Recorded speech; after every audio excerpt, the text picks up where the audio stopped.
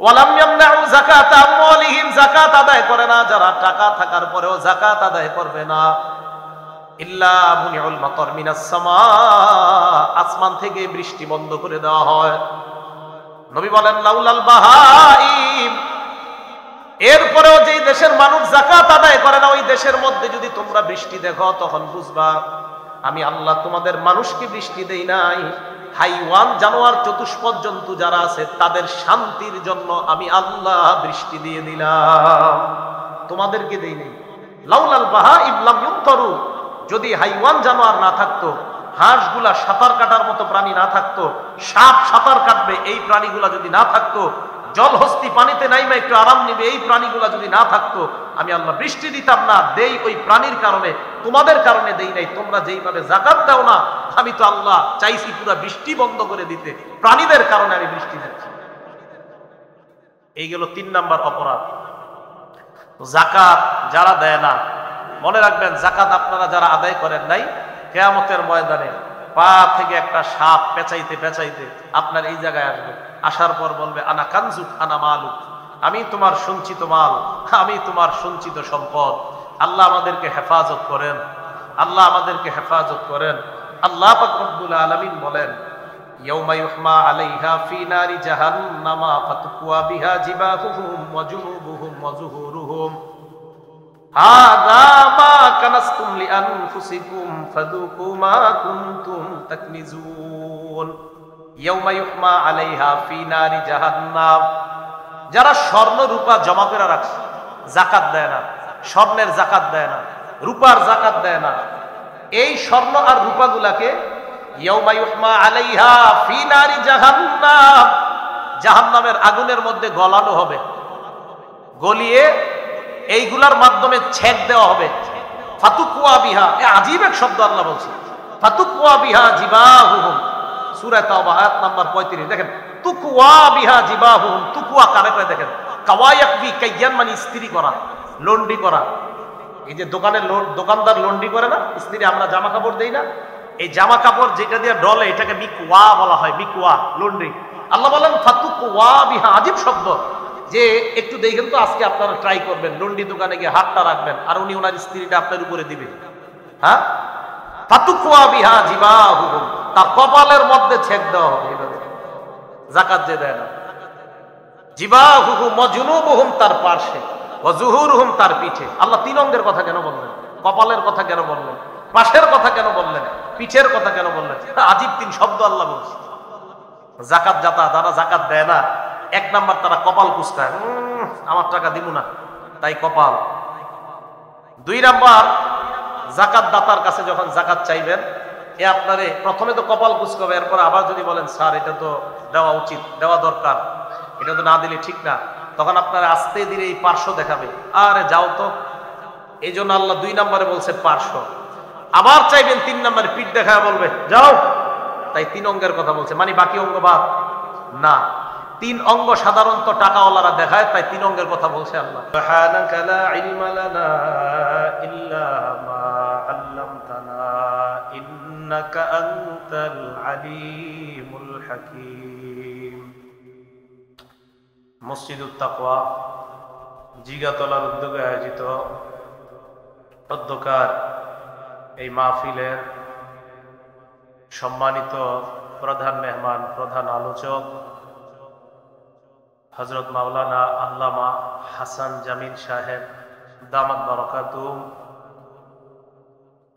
অন্যান্য আমন্ত্রিত উলামায়ে কেরাম, সামনে উপবিষ্ট মুসলমান ভাইয়েরা, পর্দার আড়ালে অবস্থানরত মা বোনেরা, আল্লাহ পাক রব্বুল আলামিনের দরবারে শুকরিয়া আদায় করছি, আল্লাহ আমাদেরকে এই মাহফিলে উপস্থিত হওয়ার তৌফিক দান করেছেন। সকলে বলি আলহামদুলিল্লাহ।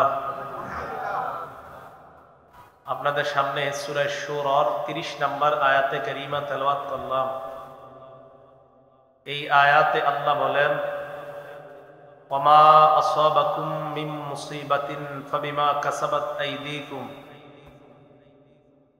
তোমাদের উপর যেই বিপদ আপদ আপতিত হয়, তোমাদের উপর যেই বিপদ আপদ আসে, ফাবিমা কাসাবাত, এইগুলো তোমাদের হাতের কামাই, তোমাদের নিজেদের কর্মফলের কারণেই তোমাদের উপরে বিপদ আসে। ওয়াফু আন কাসির, অনেকগুলা তো আল্লাহ মাফি করে দেয়, সবগুলোর জন্য তো আল্লাহ ধরেও না। আমাদের উপরে যে গজব আসে আমাদের কৃতকর্মের কারণেই গজবগুলো আসে, বিপদ আসে, কিন্তু সবগুলা আল্লাহ ধরে না। সবগুলা ধরলে আমাদের খবর আছিল। আল্লাহ অনেকগুলা মাফ করে দেয়, কিছুর কারণে পাকড়াও করে। এই জন্য বর্তমান যে যুগে আমরা আছি, এই যুগে চ্যালেঞ্জিং হলো গুনাহ থেকে বেঁচে থাকা। চারদিকে ফিতনা আপনাকে গুনাহের মধ্যে লিপ্ত করতে চাইবে। শয়তান বিভিন্ন পথে দাঁড়িয়ে আপনাকে তার দিকে আহ্বান করতে চাইবে। আল্লাহ আমাদেরকে গুনাহ থেকে বেঁচে থাকার তৌফিক দান করেন।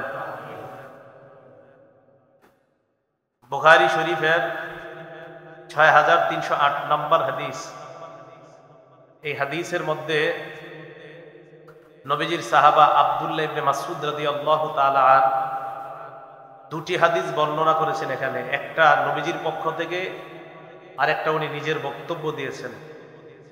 উভয়টাই বুখারী শরীফের বর্ণনা। আব্দুল্লাহ ইবনে মাসউদ রাদিয়াল্লাহু তাআলা আনহু বলেন, ইন্নাল মুমিনা ইয়ারা যুনুবাহু কাআন্নাহু কাঈদুন তাহতা জাবাল। একজন মুমিন তার গুনাহটাকে এমন মনে করবে যেন সে একটা পাহাড়ের নিচে বসে আছে। সে গুনাহকে মনে করবে একটা পাহাড়ের নিচে বসা। ইয়াখাফু আইয়াকা আলাই, এই পাহাড়টা তার উপরে পড়তে পারে। আমাদের উপর যদি কোনো পাহাড় পড়ে আমরা বাঁচবো না, আমরা মরে যাইব। একটা পাহাড় লোড নেওয়ার মতো ক্ষমতা আমাদের কারো নাই। একটা গুনাহকে ইমানদার মনে করবে যে একটা পাহাড় বিশাল, এই পাহাড়টা আমার উপর যে কোনো সময় পড়ে যেতে পারে। তো পাহাড় থেকে যেমন নিজেকে বাঁচানো এটা জরুরি, কারণ পাহাড় আমার উপরে পড়লে আমি নির্ঘাত মারা যাইব। তেমনি ভাবে একটা গুনাহকে মনে করতে হবে বিশাল বড় পাহাড়ের মতো। এই গুনাহটা আমার জিন্দিগিটা শেষ করে দিতে পারে।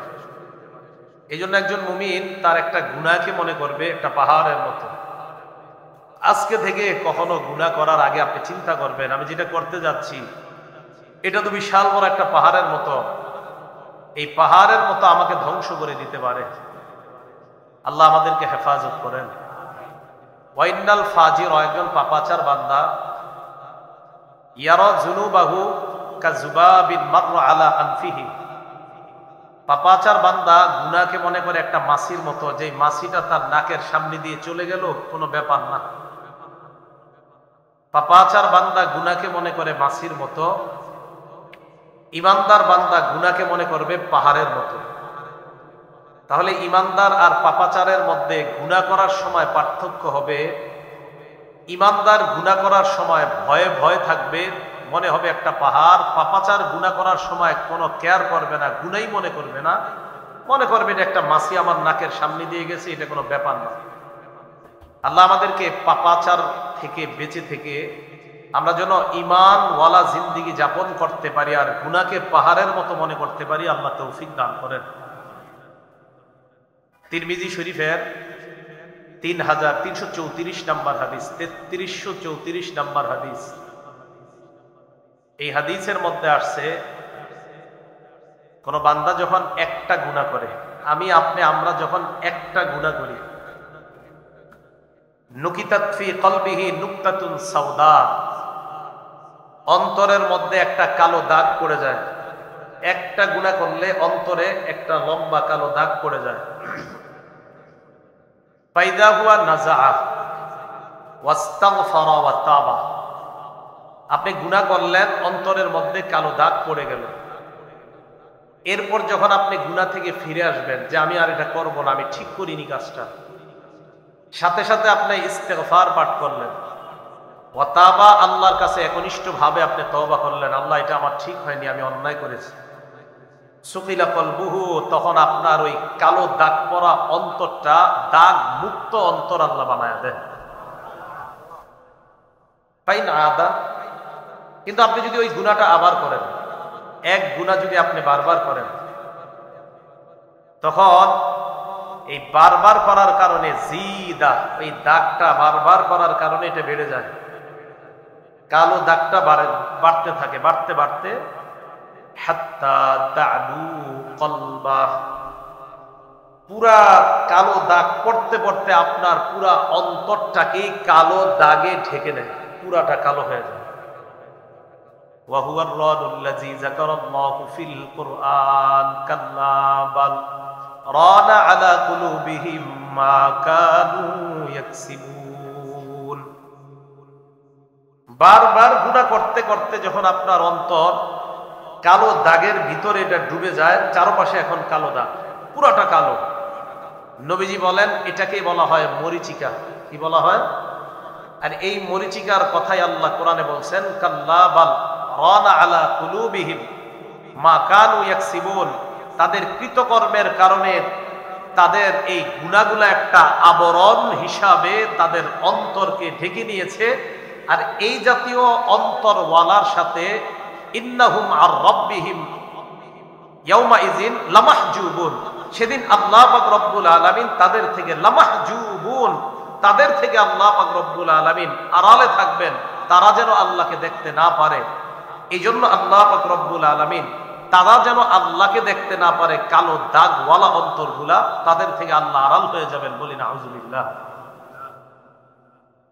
আল্লাহ আমাদের থেকে আল্লাহ আড়াল হবে অথবা আমরা আল্লাহর থেকে আড়াল হব, এটা যেন না হয়। গুনাহমুক্ত জীবন যাপন করার তৌফিক আল্লাহ দান করেন।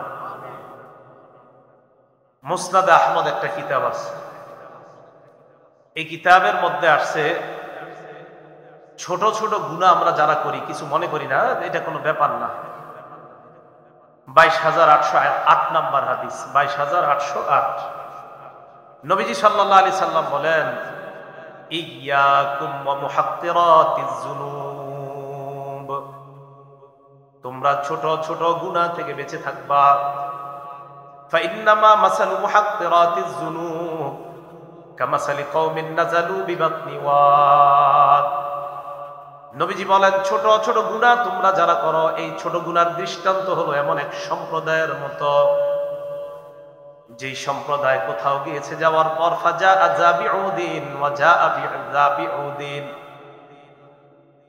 কোন এক সম্প্রদায় বাগানে গিয়েছে যাওয়ার পর রুটি খাওয়া তাদের প্রয়োজন, এবার রুটি রান্না করার জন্য লাকড়ি সংগ্রহ করা প্রয়োজন। আমি আপনি আমরা 10 জন বাগানের মধ্যে ছড়িয়ে পড়লাম, 20 জন ছড়িয়ে পড়লাম, এক একজন এক একটা লাকড়ি আনলাম।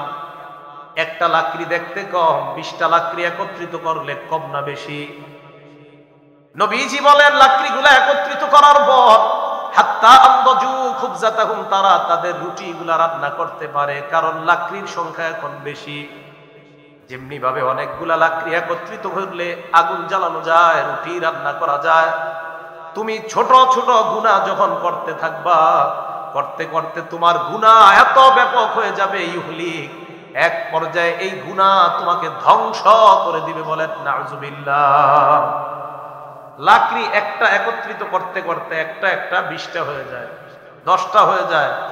যেমনি ভাবে একটা লাকড়ি 10 জনে একটা একটা করলে 10টা, বা 20 জনে বা এক সম্প্রদায় এক একটা করলে বিশাল বড় লাকড়ির স্তূপ তৈরি হয়। আমি আপনি ছোট ছোট গুনাহ করতে করতে এটা বিশাল স্তূপ আকার যখন ধারণ করে, আমার আপনার জিন্দেগিটা এই গুনাহ ধ্বংস করে দেয়। নাউজুবিল্লাহ। গুনাহ যখন করতে করতে সমাজের মধ্যে গুনাহ ব্যাপক হয়ে যায়, গজব ব্যাপকভাবে আসে। মুসনাদে আহমদ কিতাবের নাম, হাদিস নাম্বার 26,638 নাম্বার হাদিস।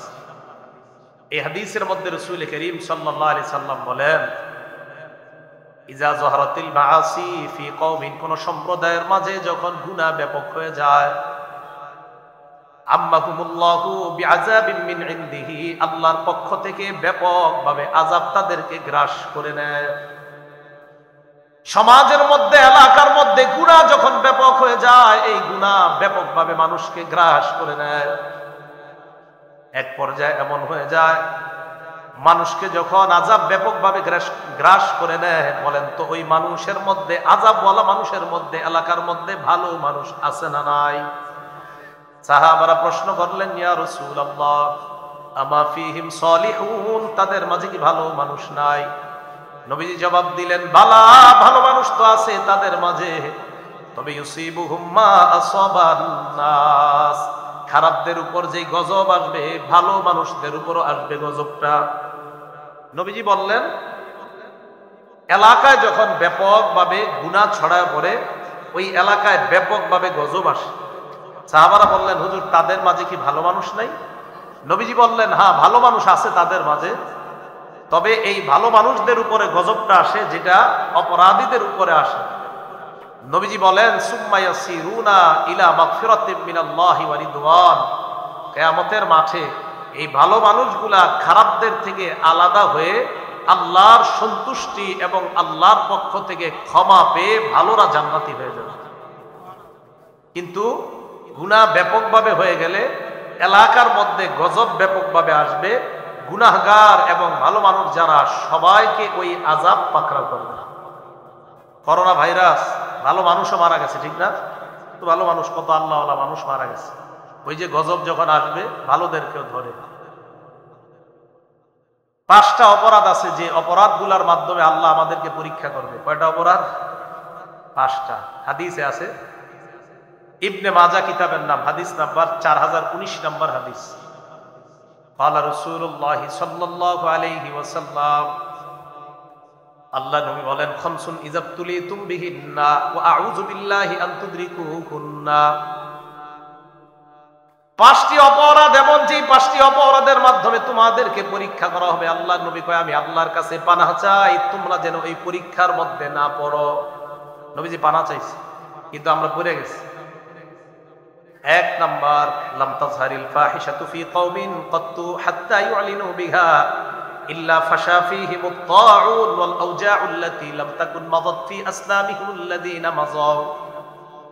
1 নাম্বার, লাম তাজহারিল ফাহিশাতু ফি কওমিন, কোন সম্প্রদায়ের মাঝে যখন অশ্লীলতা ছড়ায় পড়বে, বেহায়াপনা অশ্লীলতা যখন কোন সম্প্রদায়ের মাঝে ছড়িয়ে পড়বে, হাত্তা ইউলিনু বিহা, অশ্লীলতার বেহায়াপনা ছড়িয়ে যাওয়ার পর এই অশ্লীলতা আবার ঘোষণা করবে। খুব ভালো করে এই জায়গাটা শোনেন, অশ্লীলতা ছড়িয়ে পড়ার পর এটা আবার ঘোষণা করবে। ঘোষণা কি করবে?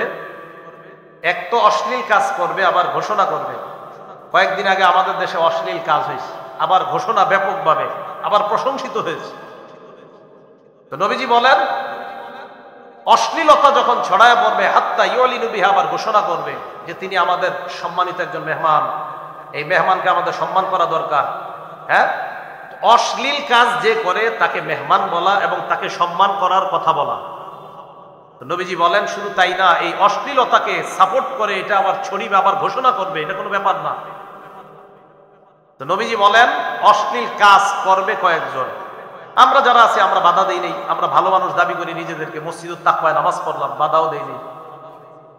তো নবীজি বলেন, ইল্লা ফাশা ফীহিমুত তাউন, ওই সম্প্রদায়ের মাঝে আল্লাহ পাক রব্বুল আলামিন প্লেগ রোগের মতো মহামারী রোগ আল্লাহ দিয়ে দিবেন। এরপর আল্লাহ নবী বলেন, ওয়াল আওজাউল্লাতী লাম তাকুন মাদাত ফি আসলাফিহিমুল্লাযীনা মাযাউ, এমন এমন নতুন নতুন রোগ আল্লাহ দিয়ে দিবে যে রোগ অতীতের কাউকে আল্লাহ দেয় নাই, এমন রোগ ওই জনগণকে আল্লাহ দিয়ে দিবেন। এই যে দেখেন কত রোগ এখন আমরা নাম শুনতেছি, করোনা, এরপরে দেন কি ওমিক্রন, আরো কত কিছু আসবে, হেলে না, ধুলে না, মাতে না, কথা কয় না, কত নাম আসবে, নার্গিস, সিডর, কত গজবের নাম আসবে। নবীজি বলেন, আগে যেইগুলা ছিল না, এই গজব আল্লাহ পাক রব্বুল আলামিন দিবে। এজন্য মনে রাখবেন, করোনা ভাইরাস তো আল্লাহ উঠায় নিতে চায়। অন্য সম্প্রদায়ের কথা চিন্তা করেন, যাদের মাঝে গজবের মাত্রা ছিল 7 দিন, কারো গজবের মাত্রা আরো বেশি, কারো কম, 7 দিন, 3 দিন, 1 দিন, এত বেশি পরিমাণে গজবের মাত্রাটা স্থায়ী হয় নাই। অথচ আমাদের উপর কতটা নারাজ আল্লাহ, যে এই গজব কতটা স্থায়ী হচ্ছে আপনি দেখেন। কিন্তু আমরা অপরাধ ছাড়ছি না, বরং আমাদের ভাবসাব এমন যে করোনা না, আরো ভয়ঙ্কর কিছু আসলেও সমস্যা নাই, আমরা ঘোষণা করে করে গুনাহ করব, দেখি আল্লাহ কিভাবে আটকায়। এই হালাত চলতেছে আমার। কি বড় ভয়ঙ্কর গজব থেকে আমরা উঠলাম, কিভাবে আমাদের দেশে অপরাধ সংগঠিত হয়। আমার নবীজি সাল্লাল্লাহু আলাইহি সাল্লাম বললেন যে এমন অপরাধ হবে যেই অপরাধের কারণে এলাকার মধ্যে এমন গজব আসবে, ওয়াল আওজাউল্লাতী লাম তাকুন মাযাত ফি আসলাফিহিমুল্লাযীনা মাযাউ, এমন অপরাধ হবে যে অপরাধের কারণে এমন গজব আল্লাহ দিয়ে দিবেন যে গজব অতীতের কাউকে আল্লাহ দেয় নাই। এক নাম্বার জানতে পারলাম, যেই সম্প্রদায়ের মাঝে গুনাহ ব্যাপকভাবে প্রকাশ্যে হয়ে যায়, ওই সম্প্রদায়ের মাঝে আল্লাহ এমন গজব দেয় যে গজব আল্লাহ অতীতের কাউকে দেয় নাই। দুই নাম্বার, ওয়ালাম ইয়ানকুসুল মিকিয়ালা ওয়াল মিজান, যেই সম্প্রদায়ের মাঝে মাপে ওজনে কম দেওয়া হয়, মাপে কম দেয়, ওজনে কম দেয়, এই অপরাধ আমাদের মাঝে আছে? নবী বলেন যে সম্প্রদায়ের মাঝে মাপে কম দেওয়া হয়, ওজনে কম দেওয়া হয়, এই সম্প্রদায়কে আল্লাহ তিনটা গজব দিবেন। এক নাম্বার, ইল্লা উখিযু বিসসিনিন, আল্লাহ তাদেরকে দুর্ভিক্ষের গজব দিবেন, না খাওয়া মারবে। এই না খাওয়ানোর কয়েকটা অর্থ। তেলের দাম এত বাড়বে মানুষ কিনতে পারবে না, চাউলের দাম এত বাড়বে মানুষ কিনার সাধ্যের বাইরে চলে যাবে, এটাও না খাওয়ানোর গজব। ইল্লা উখিযু বিসসিনিন, মাপে কম দিবে যেই জনগণ, ওজনে কম দিবে যেই জনগণ, ওই সম্প্রদায়কে আল্লাহ খাদ্যের অভাব দিবে।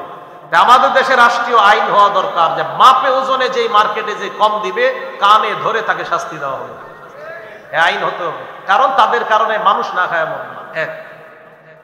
দুই নাম্বার, ওয়াশিদ্দাতিল মাউনা, আল্লাহ তাদেরকে কঠিন আযাব দিবে, অন্যান্য আরো আযাব, অর্থনৈতিক গজব। তিন নাম্বার, ওয়াজাউরিস সুলতানি আলাইহিম, মাপে যেই দেশের মধ্যে কম দেয় ওই দেশের শাসক জনগণের উপর জুলুম করবে, এটা তিন নাম্বার গজব। এটা কয় নাম্বার? তিন নাম্বার। এক নাম্বার, মাপে যদি কম দেয়, এক নাম্বার গজব, না খাওয়ায় আল্লাহ তাদেরকে মারবে। দুই নাম্বার গজব, অর্থনৈতিক গজব, অভাব অনটন তাদের মাঝে দেখা দিবে। তিন নাম্বার, তাদের শাসক আল্লাহ জনগণের উপর চাপায়া দিবে, শাসক জনগণের উপর জুলুম করবে। কেন?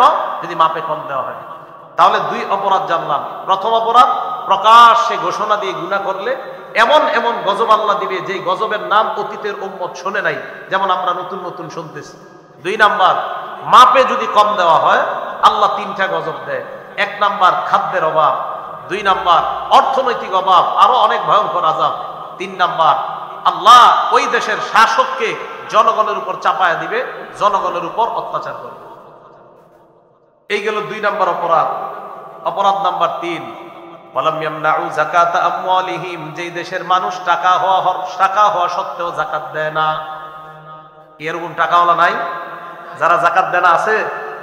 ওয়ালাম ইয়ামনাউ যাকাতা আমওয়ালিহিম, যাকাত আদায় করে না যারা, টাকা থাকার পরেও যাকাত আদায় করবে না।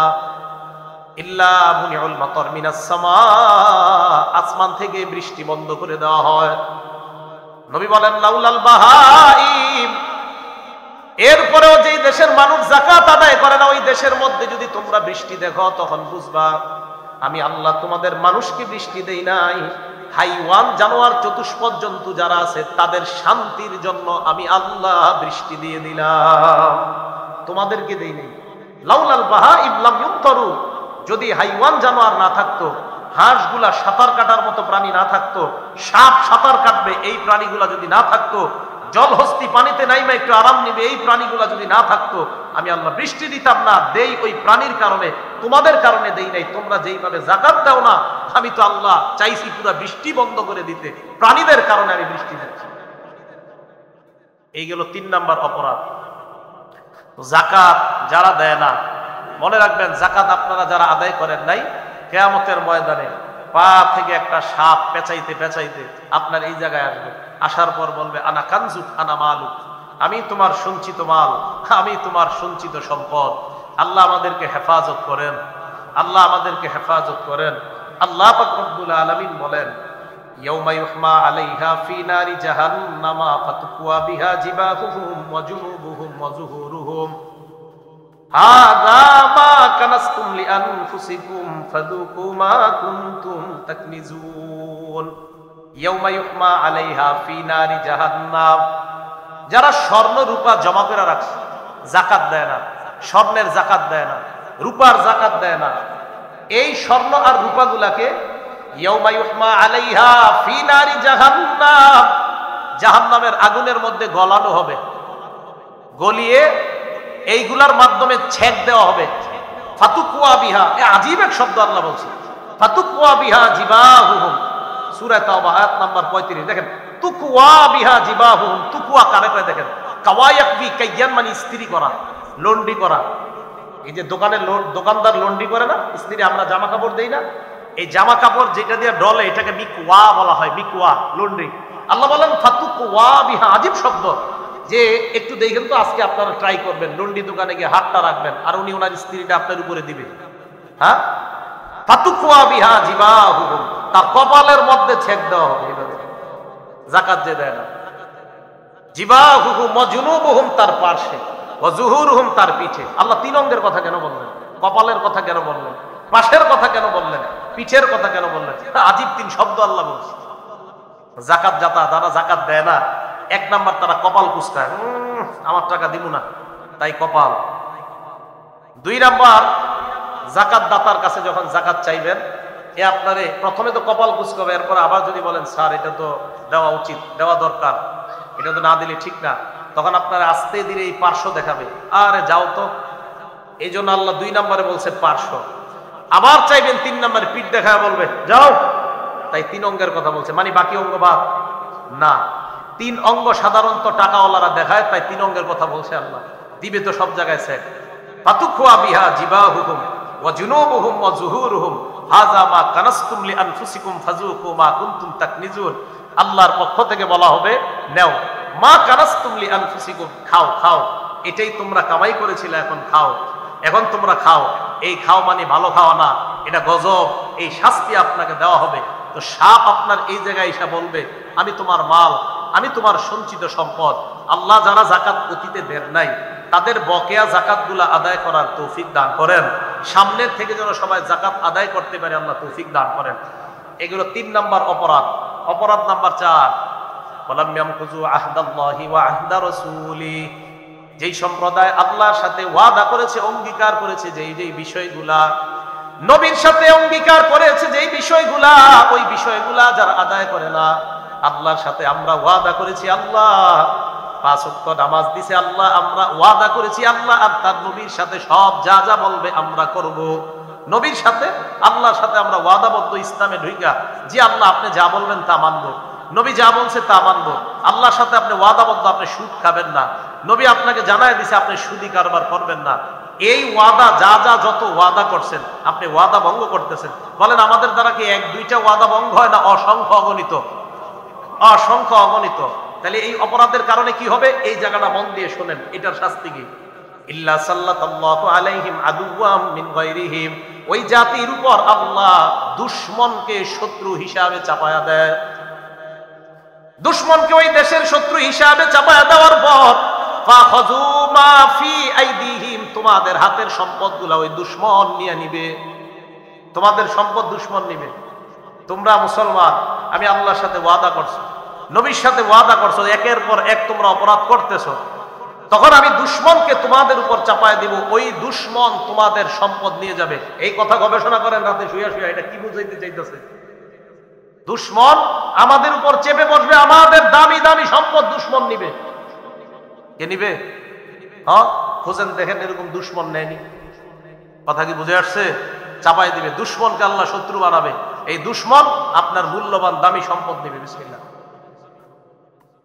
5 নাম্বার অপরাধ, ওয়ালাম তাহকুম আইম্মাতুহুম বিকিতাবিল্লাহ, যেই দেশের শাসক আল্লাহর কোরআন অনুযায়ী ফয়সালা করবে না, বিচার আল্লাহর কোরআন অনুযায়ী করবে না, যেই দেশের শাসক ইসলাম অনুযায়ী দেশ পরিচালনা করবে না, ইল্লা সাল্লাল্লাহু আলাইহিম বাসাহুম বাইনাহুম, আল্লাহ তাদের আপোষের মধ্যে যুদ্ধ লাগায়া দিবে। আপোষের মধ্যে আল্লাহ যুদ্ধ লাগায়া দিবে। এই জন্য আমাদের নবীজি সাল্লাল্লাহু আলাইহি সাল্লাম আল্লাহর কাছে 3টা জিনিস চাইছিল, আল্লাহ 2টা দিছে, একটা দেয় নাই। মুসলিম শরীফের 472 নম্বর, মুসলিম শরীফের 7152 নম্বর হাদিস। এই হাদিসের মধ্যে আসছে নবীজি সাল্লাল্লাহু আলাইহি সাল্লাম আলিয়া নামক জায়গা থেকে আসছে। আসার পর ফাম্মার রবি মসজিদি বনি মুআবিয়া, এমন একটা মসজিদ নাম মসজিদে বনি মুআবিয়া, এটা সামনে দিয়ে নবী গেলেন।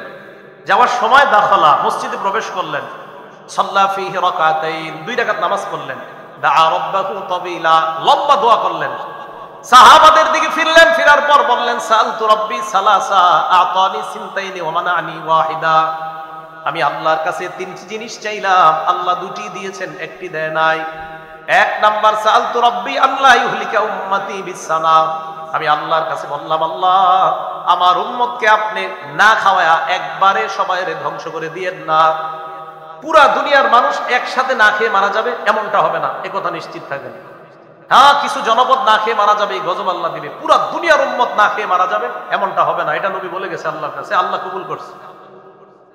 ওয়াসালতু রাব্বি আল্লাহ ইউহলিকা উম্মতি বিল গরাক, আমি আল্লাহর কাছে দোয়া করলাম, আল্লাহ আমার উম্মতকে একবারে ফেরাউন বাহিনীর মতো আপনি ডুবায়া মারবেন না। আতানিহা, আল্লাহ এই দোয়াটা কবুল করে নিয়েছেন, আমাদের এই উম্মত একবারে ডুবে সবাই মারা যাবে না। তিন নাম্বার আমি দোয়া করলাম, সালতু রাব্বি আল্লাহ ইয়াজআলা বাসাহুম বাইনাহুম, আল্লাহ আমার উম্মতের মাঝে আপনি এক দল আরেক দলের উপর চাপায়া দিয়েন না, যুদ্ধ বাঁধায়া দিয়েন না। মানা আনিহা, আল্লাহ এটা আমার দোয়া কবুল করে নাই, তাই তো বর্তমানে দেশে দেশে যুদ্ধ। ওই যে এটা কবুল হয় নাই, এই জন্য যুদ্ধ। তো এই জন্য মনে রাখবেন, 5 নাম্বার যে অপরাধটা, কোরআন অনুযায়ী যদি শাসন ব্যবস্থা না হয়, কোরআন অনুযায়ী যদি বিচার না হয়, ইনসাফের সাথে যদি বিচার না হয়, তো এই দেশের মানুষকে মানুষের সাথে আল্লাহ লাগায় দিবে। এক মানুষ আরেক মানুষের সাথে শত্রুতা করবে, মুসলমান মুসলমানের সাথে শত্রুতা করবে এই অপরাধের কারণে। আল্লাহ আমাদের সকলকে যেই কোনো ধরনের গুনাহ অপরাধ থেকে বেঁচে থাকার তৌফিক দান করেন। মুসলিম শরীফের 5018 নাম্বার হাদিস, قال رسول الله صلى الله عليه وسلم لعن الله, আল্লাহ ওই ব্যক্তিকে অভিশাপ দেয়, মান লাআনা ওয়ালিদা, যেই ব্যক্তি তার পিতা মাতারে অভিশাপ দেয়। কোন ব্যক্তি তার পিতা মাতারে অভিশাপ দেয়, মা বাবারে কয় আপনারা মইরা যেতে পারেন না, আপনার মতো মা বাবা দরকার নেই। লাআনাল্লাহু মান লাআনা ওয়ালিদা, পিতা মাতাকে যেই ব্যক্তি অভিশাপ দেয় তাকে আল্লাহ অভিশাপ দেয়। 2 নাম্বার লাআনাল্লাহু মান যাবাহা লিগাইরিল্লাহ, ওই ব্যক্তিকে আল্লাহ অভিশাপ দেয় যেই ব্যক্তি আল্লাহ ছাড়া অন্যের নামে পশু জবাই করে। যেই ব্যক্তি আল্লাহ ছাড়া অন্যের নামে পশু জবাই করে, খুব মন দিয়ে শোনেন এই জায়গাটা, যেই ব্যক্তি আল্লাহ ছাড়া অন্যের নামে পশু জবাই করে তার উপরে আল্লাহ অভিশাপ দেয়। বুখারী শরীফের 7520 নাম্বার হাদিস, আব্দুল্লাহ ইবনে মাসউদ রাদিয়াল্লাহু তাআলা নবীজিকে প্রশ্ন করলেন, আইয়ুজ যামবি আযম ইনদাল্লাহ, হুজুর আল্লাহর কাছে সবচেয়ে বড় অপরাধ কোনটা? নবীজি জবাব দিলেন, আনতা জাআলা লিল্লাহি নিদ্দান ওয়া হুয়া খালাকাক, তুমি আল্লাহর সাথে কাউকে অংশীদারিত্ব সাব্যস্ত করা অথচ আল্লাহ তোমাকে বানাইলেন। আল্লাহর সাথে শিরিক করা, অথচ আল্লাহর সাথে শিরিক করা